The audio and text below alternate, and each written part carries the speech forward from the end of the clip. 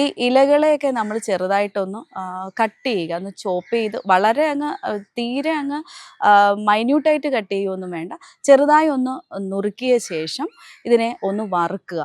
വറുത്തിട്ട് ഒത്തിരി ഒന്ന് വാടി വരുന്ന സമയത്ത് തന്നെ നമുക്ക് ഇതിനകത്തേക്ക് മഞ്ഞൾപ്പൊടി ഇടാം. അതുപോലെ തന്നെ നമുക്ക് നാരങ്ങ ഇട്ട് കൊടുക്കാം.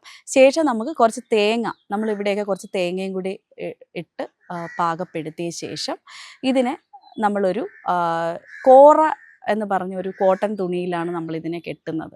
ശരിക്കും ഒരു കോറ തുണി നമ്മൾ കട്ട് ചെയ്തെടുത്തതിന് ശേഷം ഈ ഇതിൻ്റെ ഇൻഗ്രീഡിയൻസ് എല്ലാം, ഇനി ഇതിൽ ചില സാഹചര്യങ്ങളിൽ നമുക്കിപ്പോൾ സ്വെല്ലിംഗ് ഒക്കെ കൂടുതലുള്ള പേഷ്യൻസിനകത്ത് ചില ചൂർണങ്ങൾ കൂടി നമ്മൾ അപ്ലൈ ചെയ്ത് ഈ കിഴി കെട്ടാറുണ്ട്.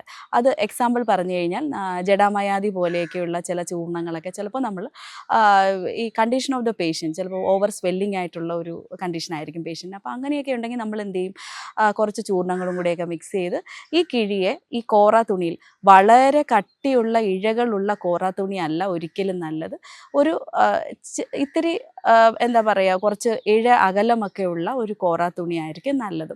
ഇതിനകത്ത് ഈ മെറ്റീരിയൽസ്, നമ്മുടെ ഈ ഇതിനകത്തുള്ള ഇലകളും നാരങ്ങയും എല്ലാം ചേർത്തിട്ടുള്ള ഈ സാധനം നമ്മൾ കെട്ടി വലിയ ഒരു കിഴിയായിട്ട് വേണം കെട്ടാൻ. ശരിക്കും 2 കിഴികൾ കെട്ടണം. കെട്ടുമ്പോൾ കുറച്ച് വലുതാക്കി തന്നെ കെട്ടുക. ഒരു 2 കൈവെള്ളയുടെ സൈസ് വരത്തക്ക രീതിയിൽ നമുക്ക് ഈ കിഴിയെ കെട്ടി എടുക്കുക.